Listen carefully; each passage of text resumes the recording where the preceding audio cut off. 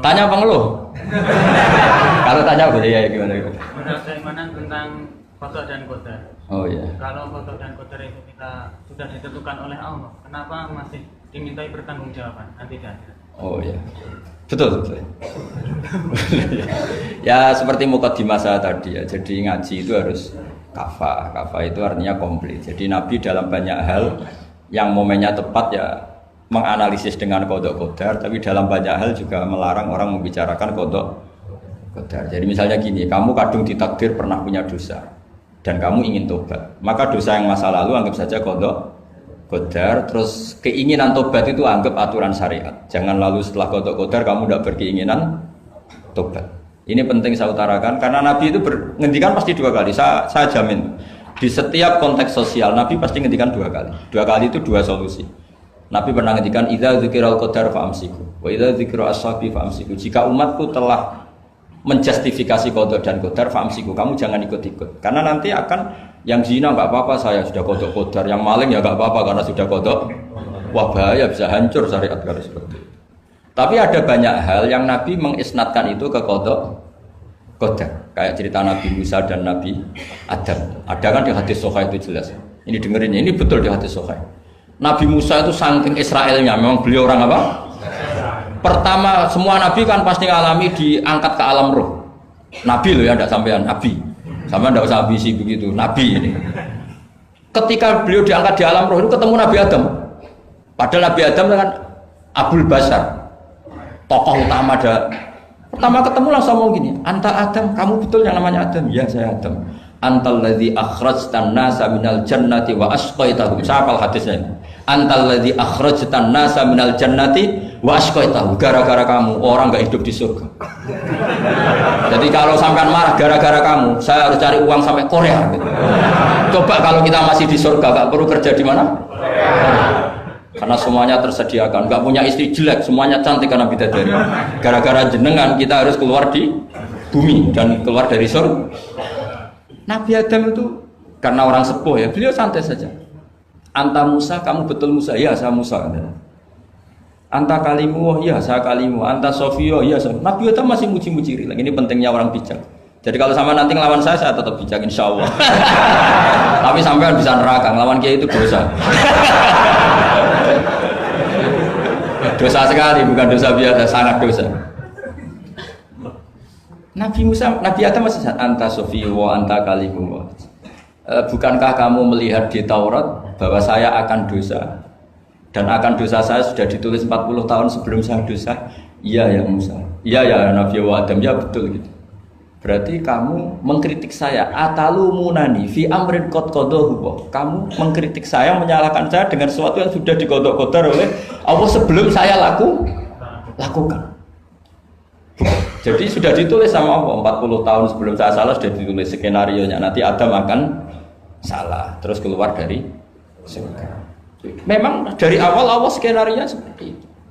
Itu ibarat istri kamu sudah tahu ini kalau miskin setia, kalau sudah kaya nanti pola, itu sudah tahu. Tapi anehnya istri kamu ketika nyata pola kok tidak siap. Padahal sebetulnya sudah tahu gitu ya kan. Makanya saya kalau ngaji di mana-mana bilang kelirunya orang Indonesia itu satu. Kalau ilmunya terbukti itu tersiksa, itu kelirunya orang ini. Semua cowok tahu nggak? Semua lelaki tahu nggak? Kalau nggak pernah nafakoi diomelin, tahu nggak? Tahu. Tapi ketika itu nyata nggak siap. Harusnya ketika nyata diomelin, alhamdulillah ilmu saya benar termulia. Tapi istri kamu juga gitu. Biasanya wong lanang nek duwe akeh pola. Terus denger sampean mulai cinta orang lain. Harusnya kan alhamdulillah ilmu saya benar kan. Artinya gini, manusia saja bisa memprediksi. Kan nggak mungkin kita nyifati Allah. Allah nggak tahu Nabi Adam salah sebelum nyata-nyata salah. Tentu itu tidak mungkin. Nah, maknanya qada-qadar kira-kira gitu. Allah itu tahu apa yang akan terjadi. Tapi tetap saja ini nggak boleh dipakai justifikasi untuk maksiat. Makanya jelas aturan Quran, saya mohon kamu nggak boleh salah. Ini nanti saya baca. Saya hafal tapi ini biar tamu ayatnya. Itu ayatnya kan ma asaba musibatin fil ardi wala fi anfusikum illa fi kitabim min qabli an nabraha inna dzalika 'ala Allahi yasir likai la ta'sau 'ala ma fatakum wa la tafrahu bima.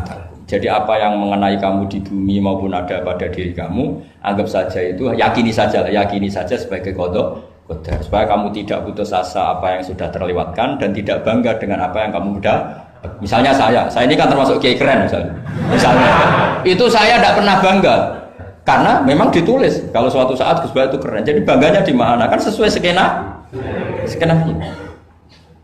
Jadi untuk menghilangkan ujub bangga itu dengan cara iman sama qada qadar. Nah, terus likaila tak soala wafatakum, kamu tidak perlu putus asa dengan apa yang sudah kelewat. Misalnya masa lalu kamu ya tadi diusir istri, suami, macam-macam lah, utangnya banyak, wes sudah bangkit saja, sudah takdir. Jadi mungkin ada yang mencarikan, coba ini carikan, mungkin di surat Hadid itu apa yang nanti dicari ayatnya. Pokoknya ayatnya tadi apa?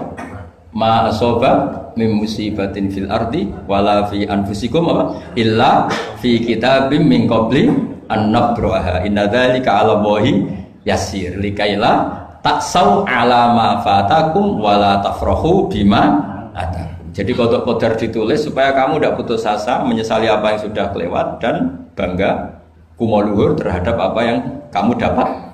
Jadi misalnya Pak Jokowi jadi presiden, untuk menghilangkan ujub ya, memang sudah ditulis kalau akan jadi, ya biasa saja sesuai skenario. Ya sama seperti sampean suatu saat tua, terus untukmu coplok, terus dredeg-dredeg, kepleset tiba. Soalnya harus senang saja. Zaman kamu muda juga sudah tahu kalau nanti akan seperti itu. Gitu. Jadi kalau itu terjadi, ya sudah, memang akan seperti itu. Jadi ringan saja. Ini pentingnya ngaji. Jadi sesuatu itu mudah sekali kalau dianalisis dengan dengan ya cukup ya. Satu lagi aja jangan. Kalau nggak salah itu surat Hadid.